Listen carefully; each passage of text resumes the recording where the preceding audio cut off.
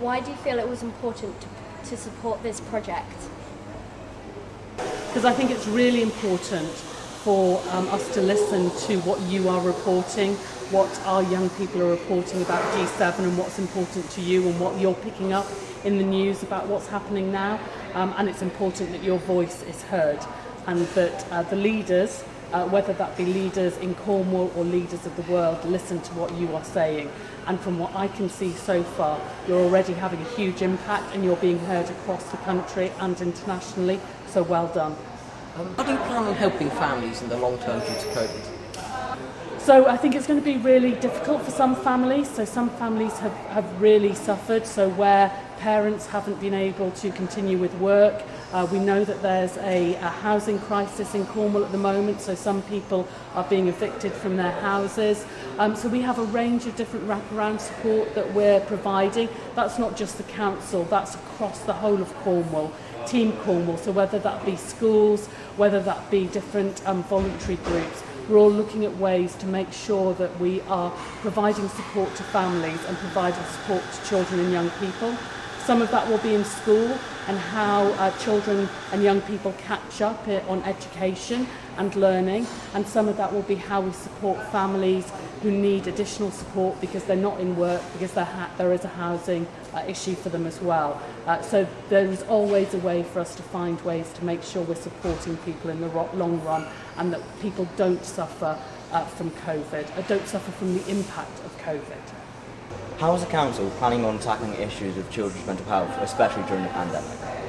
So one of the things we always look at is how we ensure that children and young people are resilient. So when you're in school, I'm sure there are many ways that people are working with you to talk about how you talk about things that are upsetting you, how you make sure you're talking to your friends, how you're talking to teachers and talking to your parents. So for the vast majority of children and young people, they have lots of things that they can do, whether that be sport, whether that be creative activities, that make sure that they are able to deal with different things that are happening and different crisis points in their life. And we all have those. But for some young people, it's really difficult, and we need to make sure that we're providing the right support to those young people who are having a crisis that means that they have additional mental health needs. I'm at the moment chairing a board with Cornwall Partnership Foundation Trust and the Director of Children's Therapy there, Sarah Goddard, which is looking at how we make sure that we are really focusing our resources on those children and young people who really need additional mental health support. How has the pandemic impacted fostering and adoption services? There hasn't been a huge impact on our fostering and adoption services due to COVID. One of the reasons for that is we have fantastic foster carers who have gone above and beyond the call of duty within the period of COVID, and they have made sure that they have kept children safe within their homes. Some foster carers have taken children in during the period of COVID, and we've always made sure that we've assessed the risk. But it has meant that we have maintained that service. And with adoption, in a lot of parts of the country, the court services have not been as strong. But in Cornwall, our family court service has been absolutely fantastic. So we've been able to make sure that we continue to have a process where parents can, where children can be adopted. So we've been very lucky in Cornwall, but that's due to the hard work of lots and lots of people. How long do you think the recovery in Cornwall will take due to COVID? I don't know. I think we're in a much stronger position than much of the country because I think we work really well together. But I think that some of the issues are more pronounced in Cornwall. So things like there's a lot of people in hospitality businesses, and that's really seasonal. And there are issues about how we make sure that some of the businesses survive.